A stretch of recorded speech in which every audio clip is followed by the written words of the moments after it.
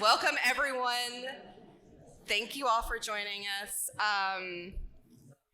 We're a little behind schedule, as I mentioned, but we're going to catch up. We build in a lot of flexibility into this day. I'm a little overwhelmed at how many people we have here and also really impressed. This is our fourth year of hosting the North Carolina News and Information Summit. In 2022, when Brooks Fuller, who's here, who was the at that time the director of the NC Open Government Coalition, we said, let's try this thing. Let's try to bring people together in person. And we brought together about 100 people, many of you who have been here each of our summits. And it really felt like at that time that we were making a case for why we needed an annual summit that wasn't just about sharing ideas, but about creating a movement to support local news. And now, as our summit has grown each and every year, it really feels like you all are making a case for the need for this kind of convening, which really feels like a homecoming each year for people working in North Carolina local news and people who are supporting us. There are so many people here who have joined us each year for our summit. I won't name you all. And then some from out of state who really value what we are doing here in North Carolina. And this year we have so many newcomers, new journalists working in our newsrooms, students, and other people who I just basically begged to come to North Carolina to witness the magic here. So thank you to all of those coming from out of state. And since we have a lot of new people, I should probably actually introduce myself. I'm Shannon, and I've had the privilege of leading the North Carolina Local News Workshop for the past 4 years. The workshop launched in 2020 to connect and support our local news ecosystem. And it has been such a great privilege to get to know our newsroom leaders and information partners and so many more people in our network over these years. And it's this connection and partnership that has led us to a new chapter this year. We announced a couple of weeks ago that we are evolving the North Carolina Local News Workshop into a new nonprofit called NC Local. If you're one of the thousands of people who get our weekly ecosystem newsletter by the now famous Catherine Comp, you know the name NC Local, and you know that it represents who we are. We're also evolving our mission to meet the needs that we've heard from our newsrooms and information partners across the state and from our communities to shine more light on how statewide issues are affecting people where they live. We're going to add more journalists. We're going to add more journalism, more products and more services that meet the needs of what you and I and so many of you believe is a critical time, or during a critical time for our state. And I want to be clear, though, that our plans are made possible by the partnership, the trust, and the deep connections that we all have here in North Carolina and that we've seen form over the past 5 years. And before I introduce my co-host and a new and important person for our ecosystem, I want to tell you all that you're really part of something special here in North Carolina. I don't know of a single other state that has this. And by this, I don't just mean a conference or an annual convening. I really mean a strong network of people who are joining this movement here today and every day to support local news in North Carolina in whatever way you practice it in your professional and personal lives. When I go to conferences outside of our state, people are always remarking on what a great state North Carolina is for local news and what a collaborative and generous network of news professionals we have. And that's not because of any one organization or any one person. It is really because of all of you in this room. Take a minute to applaud yourselves, please. And now let me introduce you to a new partner of ours, someone who is an important part of this movement for local news, Peyton McMichael, who is leading the NC Open Government Coalition.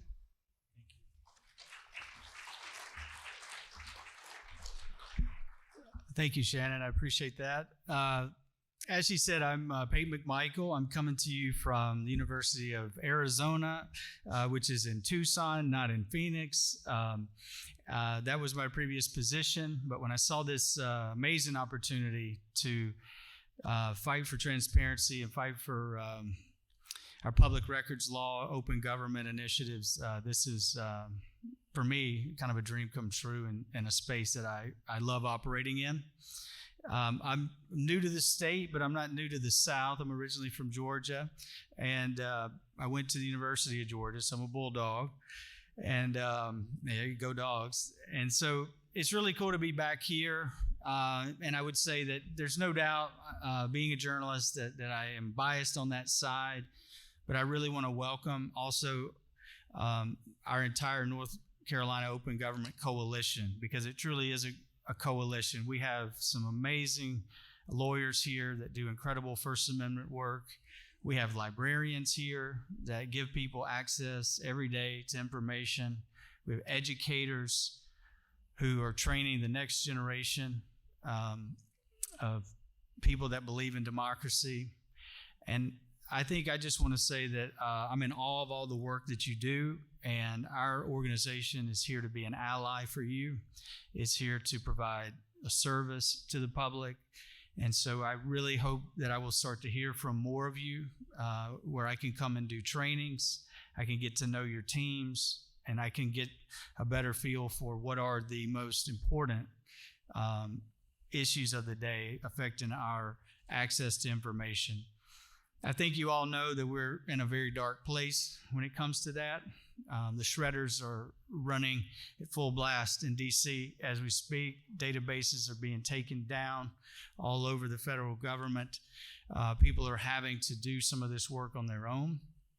And I think today's an important time for us to reflect about why we're here, what we're here to stand for, and what it is we can do to make sure that we don't lose our access to our information, to what we as the citizens of this state put together. So it's an honor to be here. I do want to announce a couple housekeeping items. Number one, feel that cool air. Isn't that nice? When we arrived today, they had an issue with the climate control, and that got us behind. But it's nice and cool now, and I expect it'll stay that way. The other thing is to know where all the different venues are today for the various sessions. So we've put signs out. There are a number of rooms, and we've named them based on iconic parts of the state. So you'll find the Dogwood Chamber, the Cardinal Room, Sweet Tea, Cape Fear, Piedmont. So if you're having any trouble getting around, please just look for our really nice signs prepared by some great people at Elon. And the other thing I'd like to say is that the bathrooms are on the other side here. So if you've been looking for them, you got to walk around. We do have some swag out on the tables now, so I hope some of you will take that home, grab some notepads or pens. And then any of you that are doing sessions, please reach out to us if you're having any technical issues. I will help coordinate it, make sure that we get your displays up. We don't want people sitting around waiting on technology. Anything else? Yep. Great.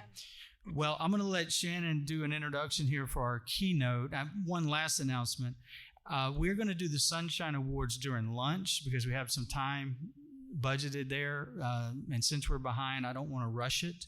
So when you're eating your lunch, if you would, please come back into this space, and I am going to give out the Sunshine Awards to some amazing journalists who've done some incredible work.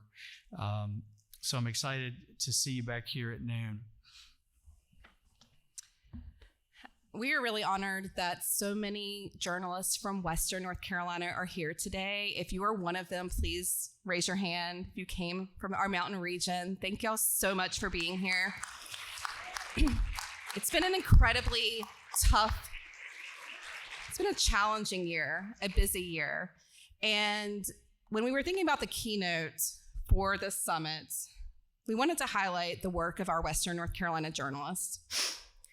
And we're honored today that we have Dean Baquet, who is from the New York Times. He currently leads the local investigative Times Fellowship and has served as the executive editor of the New York Times from 2014 until 2022.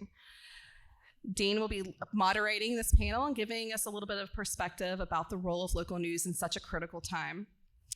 Joined by Dean is Jacob Biba of the Asheville Citizen-Times, Moss Brennan of the Mountain Times publications, including the Watauga Democrat, Laura Lee, news director of Blue Ridge Public Radio, Travis Long, photojournalist of the News and Observer, and Patricia Serrano of Enlace, Latino, NC.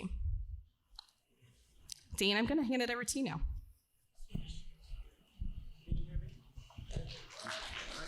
I'm on.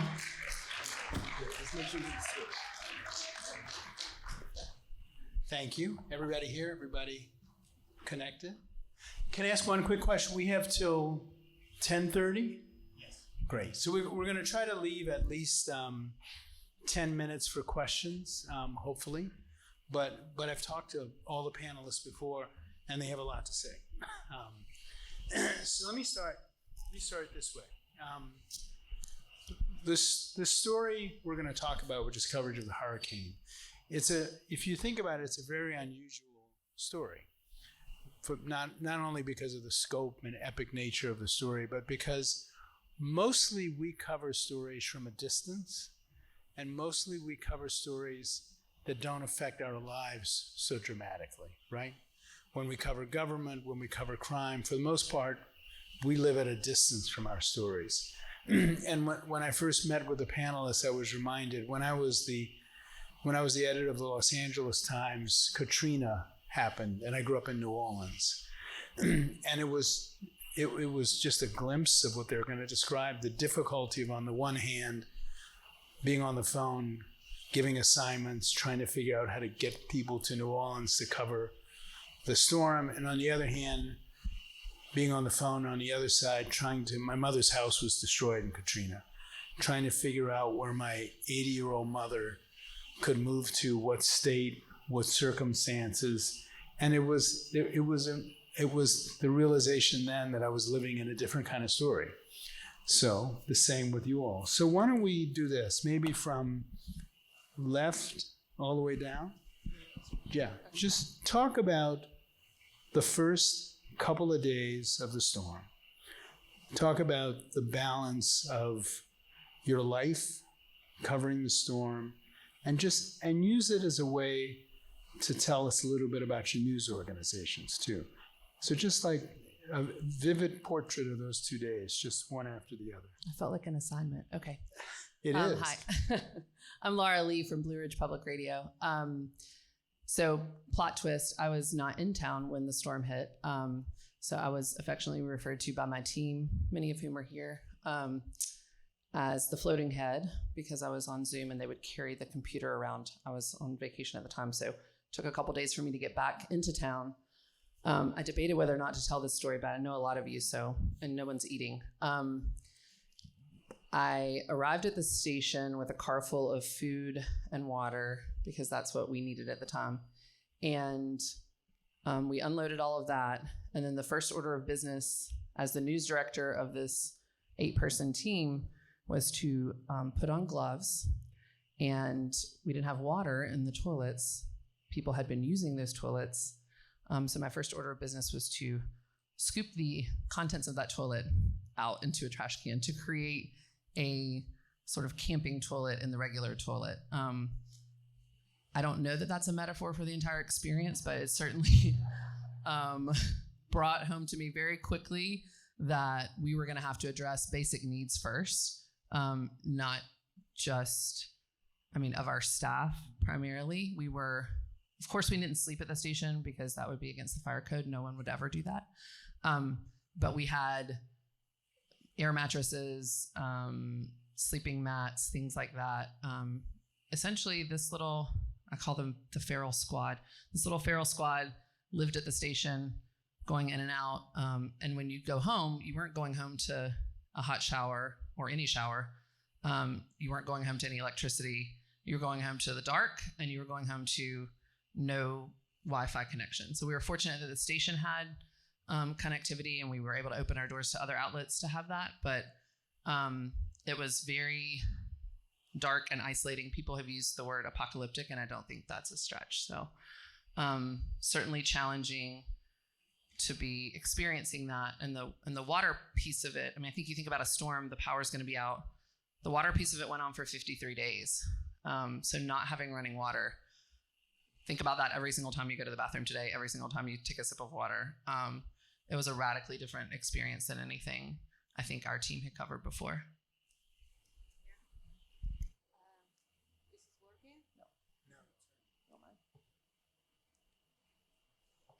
Thanks. I'm Patricia Serrano from Enlace Latino NC. For me, thinking about the day of the storm and the couple days just after the storm until like today is still like stressful, because it was really an experience that I never like lived before. So first of all, I need to say that Enlace Latino NC is a media in Spanish. We serve Latino community in North Carolina, and we are a small media, non-profit media, and I'm the reporter in Western North Carolina for Enlace, the only one. So say that when the storm happened, when the hurricane like Helene happened, for me it was like this like necessity that this like really like need to like go out and telling the stories for the Latino community in a way that for me was really like have that responsibility.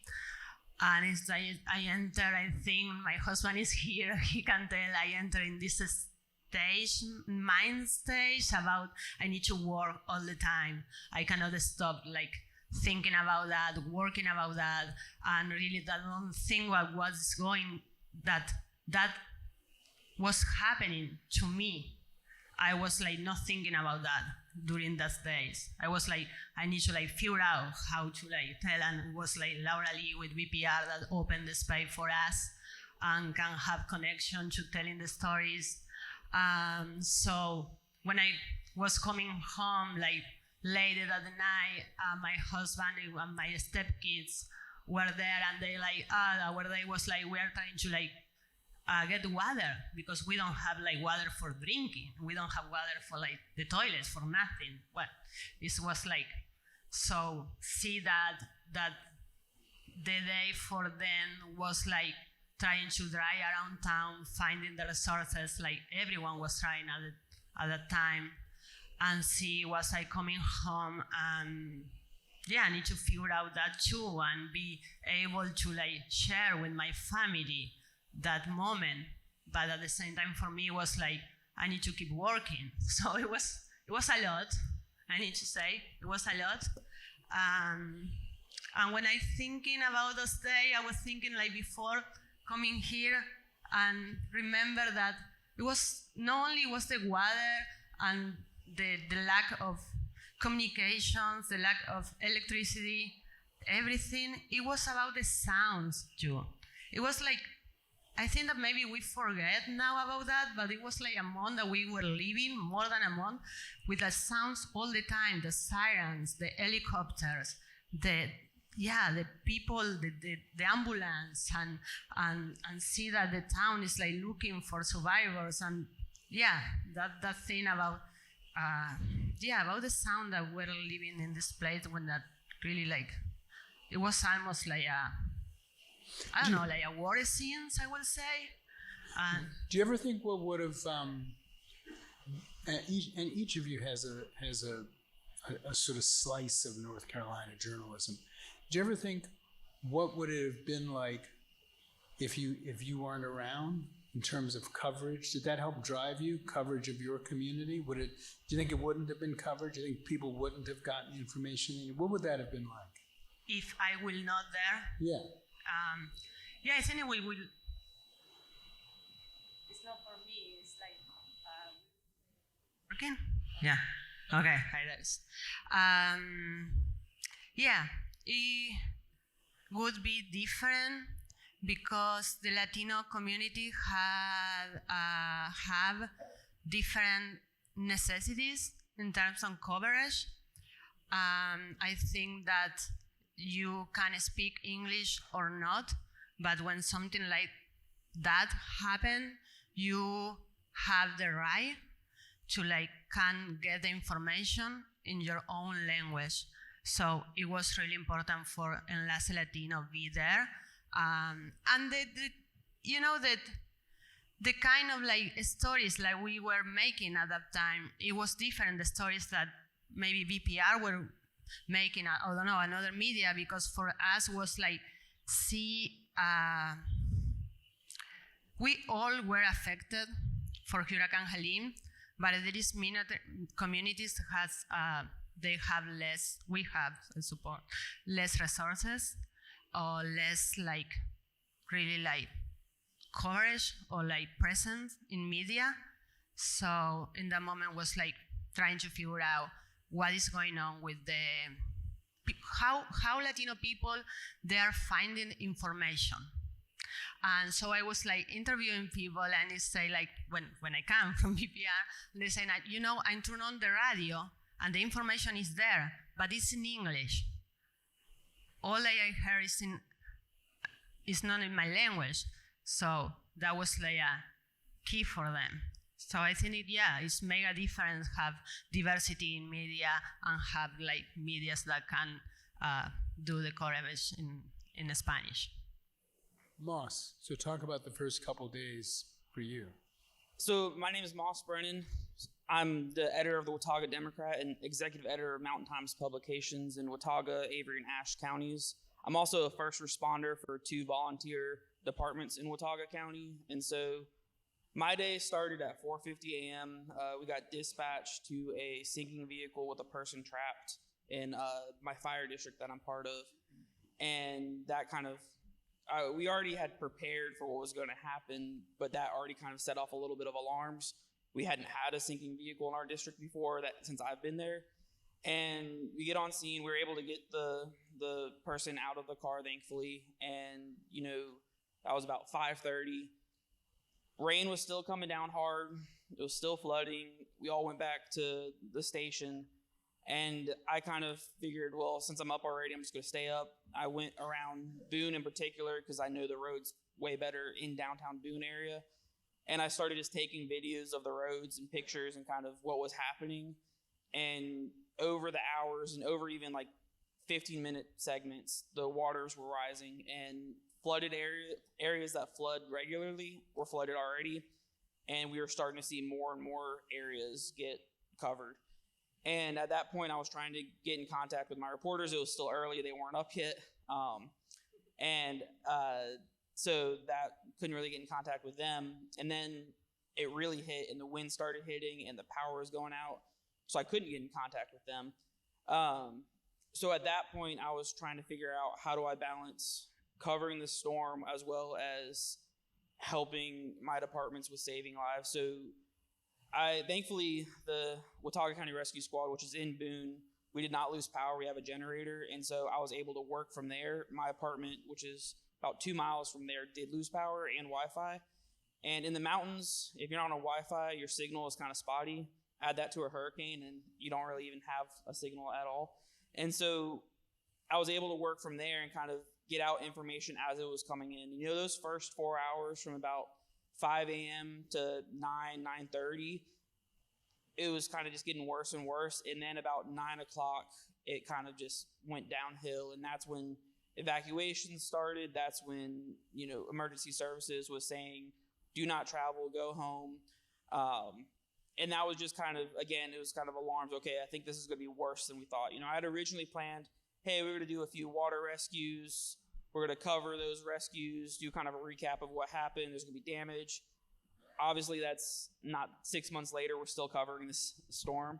And so at about 10, when, the signals went out and we couldn't really get access, I kind of shifted from getting information out because, I couldn't get information out, and there was not a lot of information to get out because there was just no communication at that point.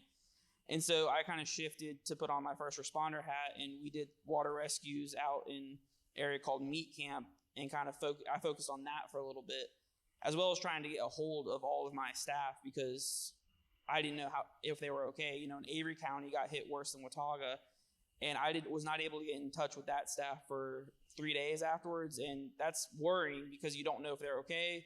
You don't know if, you know, their house got damaged, if they're alive. I mean, it was worrying for a lot of reasons, but thankfully I was able to get in touch with them and everybody was okay. But it was just kind of balancing that. When do I become a reporter? When do I care for my community? As a first responder. Pause on that tension for a while, because in one of the interviews I read with you, you talked about that. You talked about, you know, you would your first responder hat on and rescued people, and then you put your journalist hat on and wrote about it. Talk about that. Talk about what that not only the tension, but whether you think that brings you closer to your community that you wear those two hats. So it definitely brings me closer because emergency services up there trust me. You know, I've kind of set a boundary of what I will cover in emergency services and what I won't, that I'll assign somebody else to. We all know there's kind of the routine stories of a structure fire, car crashes, searches, that kind of thing. But if it becomes fatalities or things like that, I step aside and let somebody else cover that, because I become too close to that. And this storm was super hard because I was close to everything. It was in my community. You know, we were all being impacted. And it was hard. I didn't know. I felt when I was covering for the newspaper, I felt like I was letting my fellow members on the department down by not helping them, because they were also dealing with the same thing. Their houses being destroyed. They're, you know, not sure where their families are. And then when I was working as a first responder, I felt bad and not covering the community, getting information out there. So it was really hard to juggle and try to figure out what I can do to get it out there. And at a certain point, I was just like, well, I can't get anything out there. You know, I had no signal. I had no power. I couldn't post anything. So that's when I kind of focused on that. And later that evening, I was able to work from McDonald's parking lot, because they were the only ones that had a Wi-Fi signal in town, funnily enough. And so it was tough. And just transitioning those hats back and forth was... I have this fantasy. If anybody out here has $1 million to place a television ad, I have this fantasy that you would put all of them on the ad at the next Super Bowl. So it would be the greatest ad about media trust. And to hear somebody talk about struggling between being a first responder and being a reporter, I think would win us all the trust we need. Go ahead.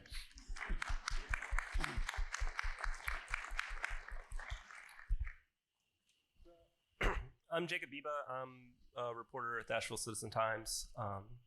I think for me, I have 2 young children, a 9 and a 3-year-old, and balancing being a parent and being a reporter, it's impossible. Like, my wife is amazing. She took care of our children, and our community really came out together. I'll fast forward from that first day, but I came home maybe like 6:30, 7 o'clock that first day after Helene, and it's like, all the kids were outside playing in our neighborhood, and we were very fortunate. We had very little damage. Some trees had fallen, but like everybody was out together, and it was amazing to see it. It made me feel, it helped with the guilt I was feeling all day. Just, I couldn't communicate. I knew we weren't near water. I knew they weren't going to be swept away, but like maybe a tree fell, or they're stuck, or there's just a lot of uncertainty and fear that was going on that day. But were you tempted at any point to say, the hell with this, I'm going to go run back to my family? Talk about that. No, I mean, no. I wish on some level I did, but I trust my wife. I trust my neighbors. I have lived in Asheville so long that if something had happened, I would have gotten a message. Somebody would have come and gotten me, and I would have dealt with it. And then, yes, I would have left, but I was secure in the fact that they were safe and they were taken care of. And there was a lot of time where I was trying to convince, for maybe a day or two, like for them to leave. Like, we had the means for them to evacuate, and my wife wouldn't do it. And eventually a friend of ours is on city council, and she called my wife, and was like, you should leave. Like, we're not gonna have water for months. And they left for 2 weeks, and that selfishly made my job easier because I could know that they were safe. They had, like, my 3-year-old was potty training for like the 3rd time. Like, it was just like a lot of inconveniences that, yeah, you take for granted when you don't have flushing water or running water. But then my wife had to spend, 2 weeks with her mom and my mom, and it's, in a small hotel room is, at the worst, it's inconvenient, but like we were very, very fortunate. Especially because that first day, like, I got into work, like, I think the biggest guilt I have is that I didn't really say goodbye to my family that morning. I was like, I'm leaving, and that was like a normal day of going to work. And basically, I knew that everyone was evacuating out of Swannanoa, would go to the emergency shelter down the street from our office, and talk to the people there, and just getting a sense of what was happening. And like, hotel rooms were flooding, and then people were coming and saying their homes were flooding, and just to hear the stories of, I'm familiar with the area, so like, people would tell me where they live, and I'm like, that seems impossible that like water covered the total first floor of your home. Like, that doesn't make sense to me at all. And then within the next couple of days, we were going out, and we were very short staffed at the time. How big is your newsroom? I don't know. It's like, I think we take like maybe like 8 to 12 people, but we have 2 editors and some reporters. Our photographer was out of town. Another reporter was away. Some people couldn't get in. A couple of people couldn't get in. I went out eventually after going to the shelter mid-morning. I filed a first story, like a quick thing from the shelter, and then went and picked up 2 of my coworkers. We went back to the office and kind of, at that point, we're trying to figure out like what's happening elsewhere. I was just running back and forth from the shelter most of the day and trying to get a story out to kind of like be representative of like the devastation that was happening in the community. What did your newsroom do that it had never done before to cover the story? Is there anything, whether it could be anything from a storytelling innovation to just how you deployed people? I'm probably not the best. I had only worked there for 3 weeks at that point. So I had mostly freelanced before that. And I had worked in a newsroom other times in my life and had missed that camaraderie. And I think for me, I sensed that like we all really came together during that storm, and just being together. Like, we didn't have AC in our office or running water and things like that, but we all came together. And we're owned by Gannett, and they were pretty great in the beginning, like sending us supplies and extra reporters and things like that. There's obviously like difficulties when you're dealing with new people, but we all had like the same goal, like, let's get some news out, and our corporate parents had the means to help us do that. So, but as far as what we did differently as a newsroom, I think just the camaraderie. I mean, I think for me, it made me feel like I'd worked there for years after being there for just 3 weeks.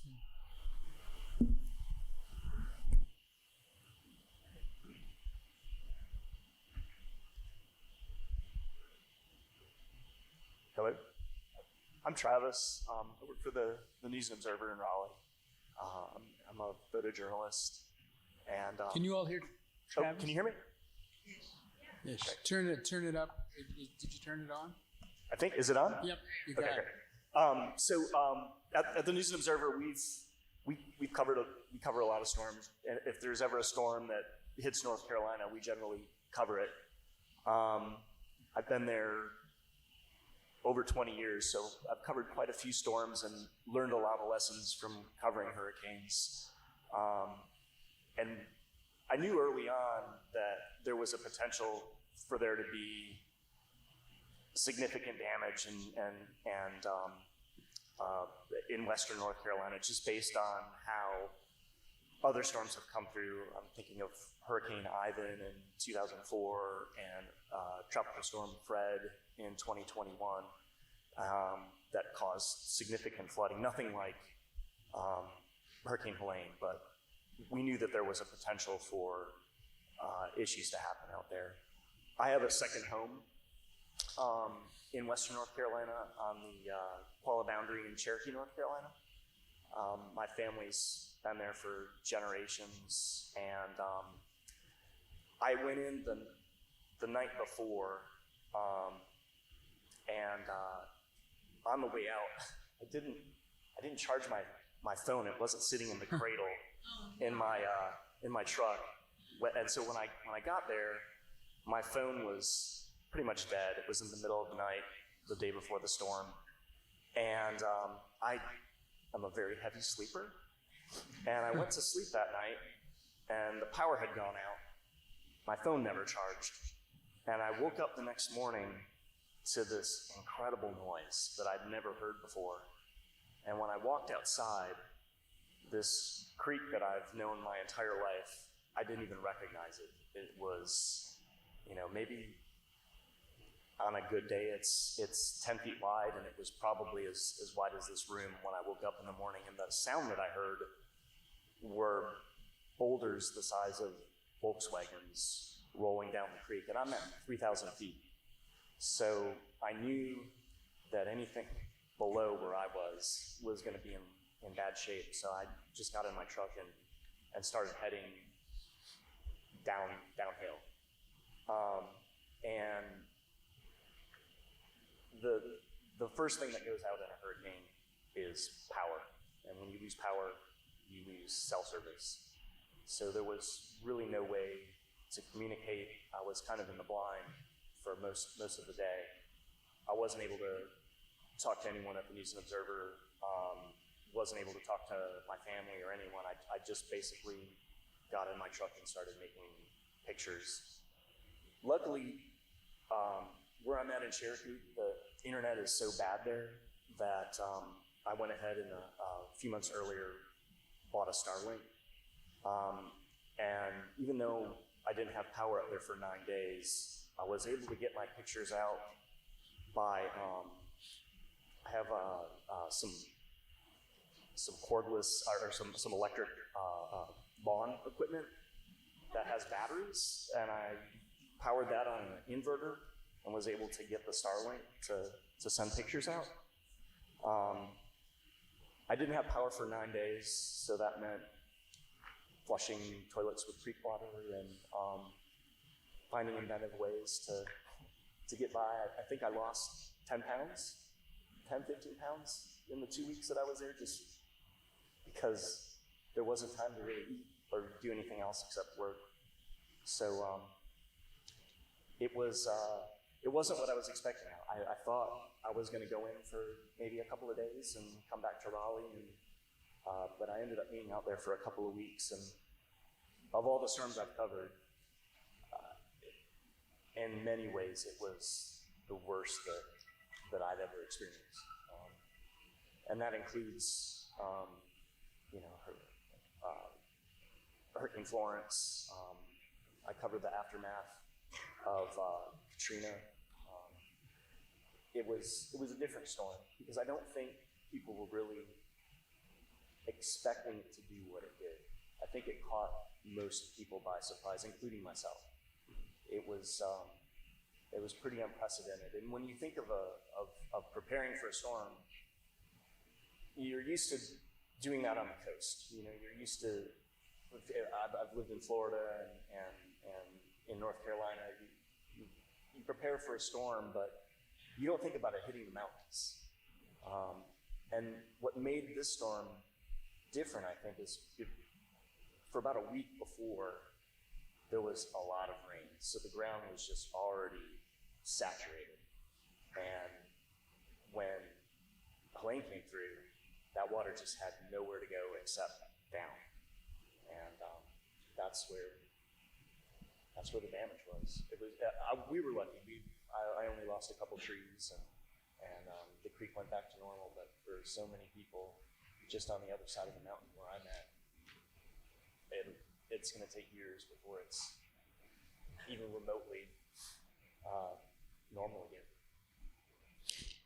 It's almost a given in journalism that people trust us less, right? Not as much local news, and actually not as much in giant local news stories like this one. Just an open question to anybody. Did you encounter some moment where you realized you had done something for your community that was different? You're shaking your head. You go first. Yeah, so we're a print product still. We print once a week, and that Sunday after the storm, we were trying to figure out if we were able to get a paper out. One of the offices in Avery County had completely flooded and was destroyed, and so it was trying to figure out if we have enough people to create content to put in the paper. And we had these meetings, and Shannon with the local news. I mean, we got reporters from all over the state. And then in APG Adams Publishing Group, which is our parent company, had reporters in Florida helping us. And so we were able to put a paper product together and get it out there. And we kind of dedicated the entire A section to Hurricane Helene coverage. And we really wanted to get information out there from FEMA and how to recover, like start that process. And we had a lot of good information in that. And we decided to print about 1,000 extra copies and take those out to the community resource stations. And we dropped them off, and I went out to... How did you get, when you say you took them out, how did you get, because these were communities that were probably cut off, right? At that Wednesday, access had been made to, on a lot of the main roads. And so we were able to get kind of to the, where there were resource station, where you food, water, all that kind of thing. And I went out to a community in Beaver Dam, which is about 30 minutes from Boone on a good day. So it was about 45 minutes when I had to drive that day. I took it to the fire department up there, which was also serving as, had water, supplies, food, and that kind of thing. And when I dropped it off, they said that this was the first news they had since before the storm. Like, they had no idea what was happening because they had no signal, they had no power, and so that print paper was their first news. And nowadays, everybody gets their news on their phone. Print products are kind of getting lower and lower. And so that to me was just like, it's still important. Print is still important, and it still has a service, and this showed that. Anybody else? Just some moment where you felt like you did something special. Yeah, it was for me in Buncombe County and in Asheville. The government, in Buncombe County, there is a girl, Rocio Quintero. She works there, and she works with the Latino community. It's only one person. So between her and I, it was like the people that I already have connection in the community, they will call me and tell me there is no one, like, go checking in this trailer park, So I will be this connection with the county so they can get to the people the resources that they needed, because as we know, Latino communities sometimes don't trust on government. So it was really hard to know where the necessities are. And so for me, it was be that connection. And I already went to some trailer parks with the Latino community 7 days after the storm, and really 10 days after the storm, and no one was there before. What were you bringing when you went to the trailer parks? I went with Latino community organizations that they're bring to the people resources, water and food, and I went with there, and I was trying to tell the stories, interviewing people that was going on there. So they tell me that no one came here, no FEMA, no anyone was here, and the people was in the houses destroyed and trying to recover it, but they don't have access, they don't have gas in the cars, on the trucks, they don't have nothing. So that for me was special. I feel good that at least I can tell these people, I will talk with the government, with the Buncombe County, and tell they came here and bring you the thing that you need. So that for me was important. Yeah. You, and then you, Deanne? I don't think it was a singular moment. Maybe there's two. One is an image. So we would get, when we were finally able to get service, we had photographs of people who were huddled around their crank radio or their car radio, on a cul-de-sac, and it's the whole neighborhood. You would otherwise think it was a cookout, but it was, gathered around the radio to try to listen. And for somebody who was charged with, we're always pivoting to something in journalism. We're pivoting to digital, we're pivoting to video, right? We were pivoting back to radio because not that we had moved away from it, just I don't think that we understood the power of that when everything else had gone down. That was kind of it. So for me, that was an image that is sort of seared in my mind. And then the other thing I would say was just, there was this organization called the Flush Brigade that we did some reporting on, just volunteers. I think it was led by a guy who runs a wine shop in his day job. And a couple of our reporters, Katie Myers and Laura Hackett, went out with them to go to public housing where people had not had water. So the interim solution to not having water before we even got gray water through the pipes was to go and get these 5-gallon buckets of creek water, as you were saying, or wherever you could get water. But if you're a vulnerable person in a housing development, that's almost an impossibility. And so these people were kind of left stranded, sometimes several floors up, because they couldn't haul their water.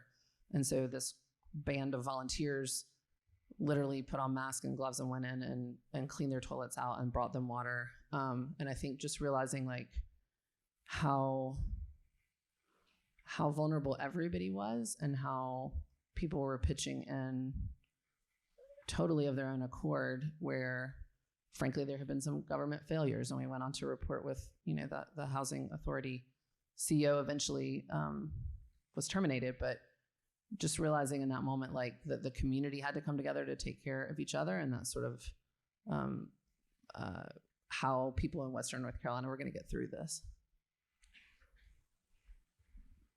Excuse me. I don't know if there was a singular moment, but I did get a lot of hugs from people I spoke to. And I think just, I think it's easy to overthink this job, but all it is really listening to people and trying to get their stories out, and just listening to people kind of let them talk about what their experience was the best thing I could do. And they would hug me. And it was nice. So.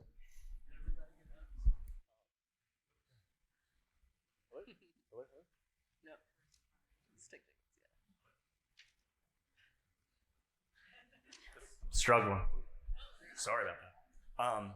So you had mentioned distrust of media a little bit earlier. And I just wanted to talk about that just a little bit. And that I think what was really different about this storm was that communication from the beginning was largely cut off for everyone. And in that vacuum, there was a vacuum for information about what was happening and what had actually happened in Western North Carolina. I mean, people couldn't even get in touch with their relatives who, maybe were, or neighbors for that matter. And in that vacuum of information, so much disinformation was spreading around like absolute wildfire on social media. I would get back to my place at night, and when I would hit the Starlink, my phone would blow up, and I would get, from my parents, from my wife, from my kids, they would send me these things that they would see on social media, and I'm like, no, that didn't happen. That's like not what's happening. Give me an example. We actually did a story that delineated all of the rumors that were not true. A lot of it had to do with FEMA. FEMA was confiscating people's properties.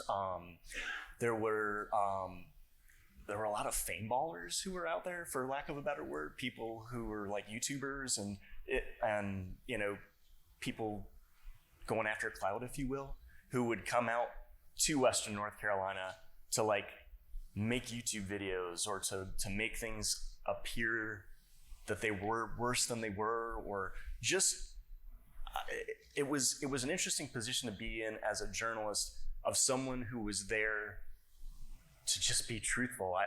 It was like a rare thing to be a part of. Just not being there.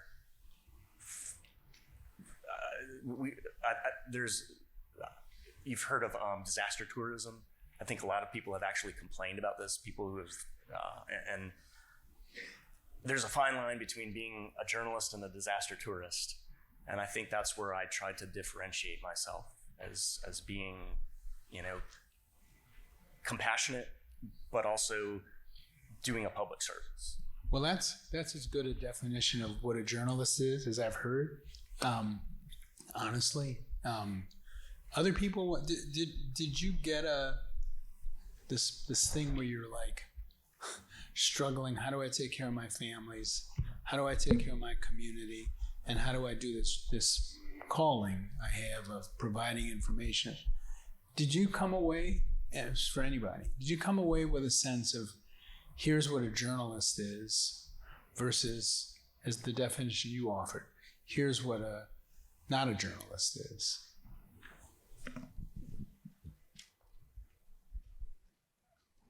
Well, I think some piece of that is that sometimes we look down on the sort of news you can use, right? Like that's sort of in our hierarchy of journalism as people sort of inside baseball, we think about, just providing information is kind of base. And that's what, you might do at the beginning of your career, but then as you excel, you're going to like really dig deeper. And we had to do an intentional pivot. I'm just loving that word today. We had to do an intentional pivot to providing information. I mean, it is not sexy, glamorous, or frankly that interesting to read off the locations of water distribution sites all day for 12 hours over and over.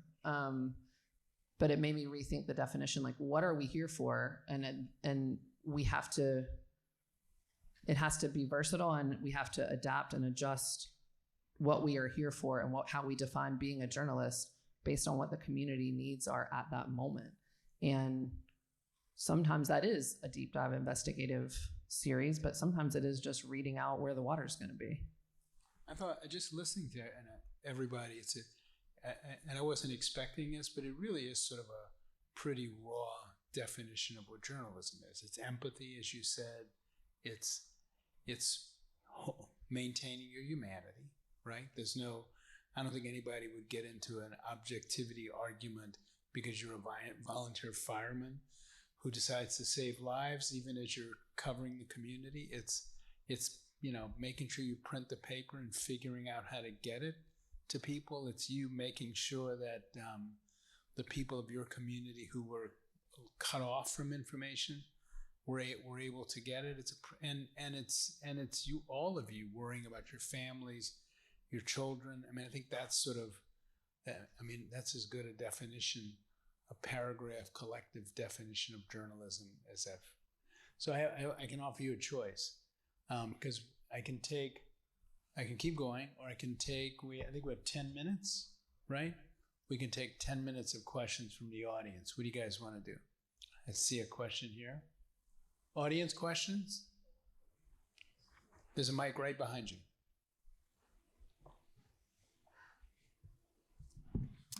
Thanks so much for coming in and sharing these stories. I'm also a reporter in Western North Carolina from Waynesville. We were also ravaged by Helene. A practical question that I was wondering if you could address is playbook for when disaster strikes. The lack of communication, losing all internet, losing all phone, was a very stark realization for our newspaper. We couldn't contact each other unless we drove to each other's houses, but we didn't know where each other lived without being able to use Google Maps. So we had to post things on the door of our newsroom that had, here's maps to my house, here's stories we're gonna cover. If you come by the newsroom, check the box, put with your name what story you're gonna do. And then we eventually rallied everybody, but our passwords are in a Google Doc for the CyberDuck FTT portal we had to use to upload our paper, and we couldn't get into that. And we didn't have InDesign templates for our paper, not on the cloud. And we don't have an alternative route to get the paper here from the press because the roads are all washed out. So what kind of things would you recommend everyone in this room go home, put together in a binder that you need if you have a communication blackout? Besides charging your phone. Your iPhone will apparently have a satellite. Don't ask me how this works, but somebody in the room can answer. Your iPhone can become a satellite phone with some new technology. And had someone done that, Gerard Albert III, we wouldn't have lost contact with our reporter for like 3 days. So I would say check out whatever the transformation of your iPhone into a satellite phone is. Basic necessities, food, water. I mean, it sounds obvious. Cash.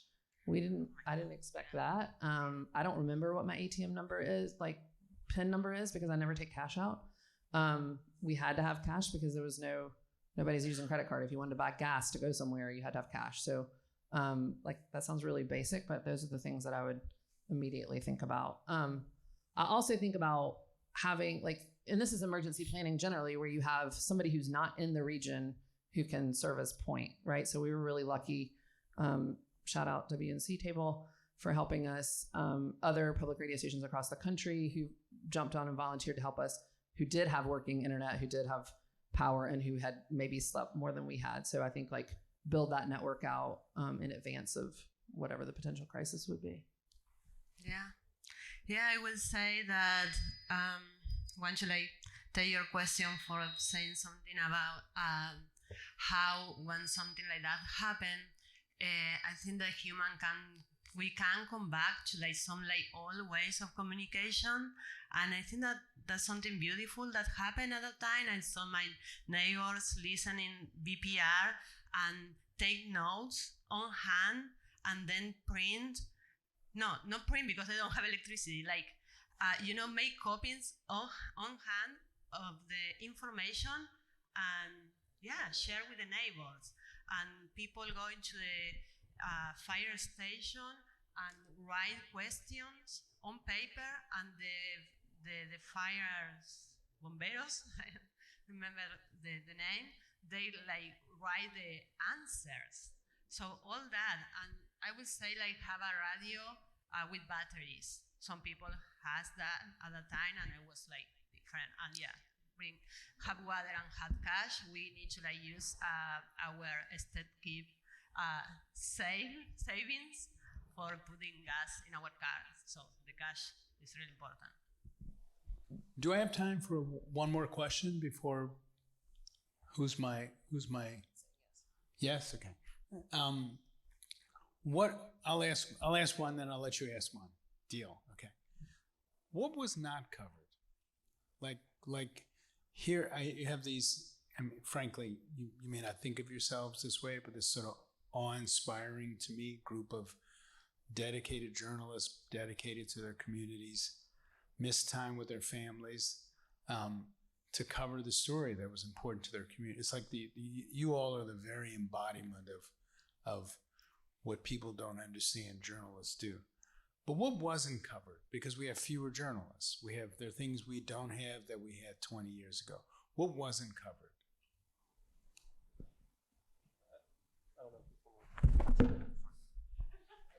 I think what goes back in my mind is basically the moment of devastation.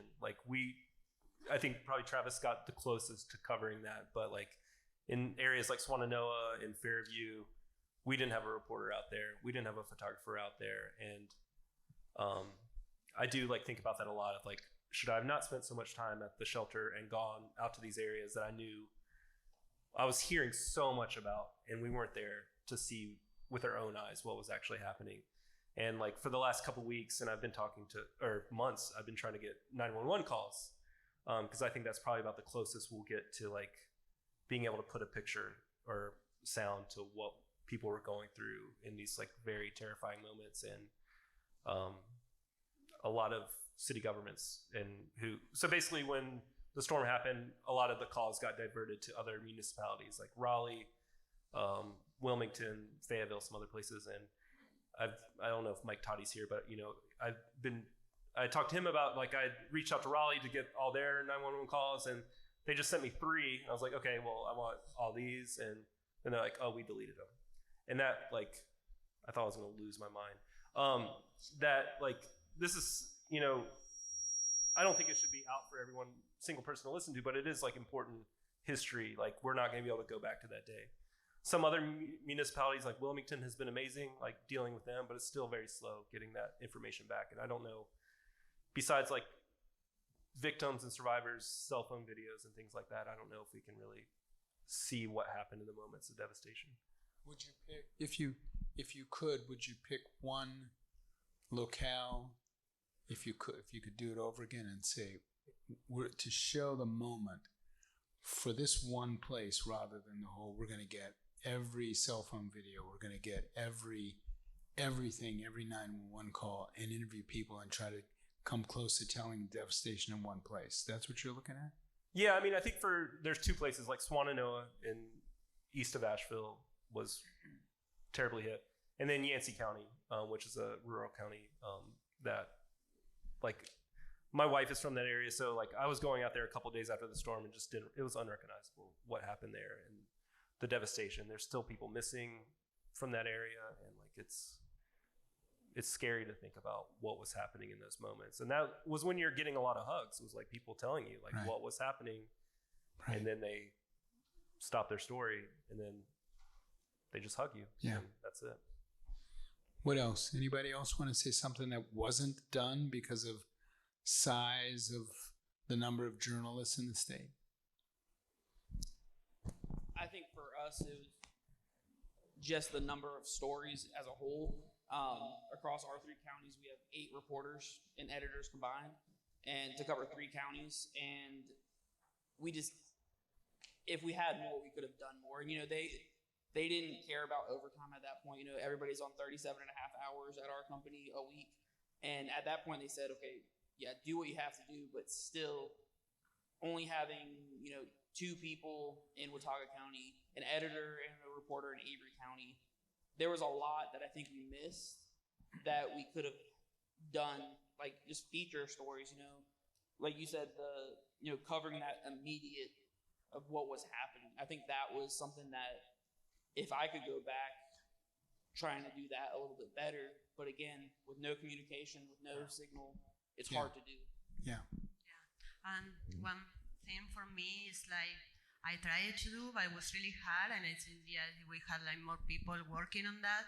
It was like, and it's still happening probably. It's like the recovery and how there is like workers coming to town for the first like weeks trying to like get out the mud of the thing. I was like all Latino workers, probably undocumented Latino workers, and how that is almost a business of natural disaster. And it happened with Katrina too, I know. And so how was that work and how they pay, or how much they pay to these people, and how they charge then to the business owners. That I know people in the community that they were charged a lot and they're in debt now, but the people who did the war, they not gain nothing. They almost like paying nothing. So I tried to do that work, but it was really because of it's like me, but I talked with some like Latino workers there and about where it came from, and it was like with almost people like only be like 6 months or 1 year in the country, or that's a lot, and and they're like, I don't know, like birds working.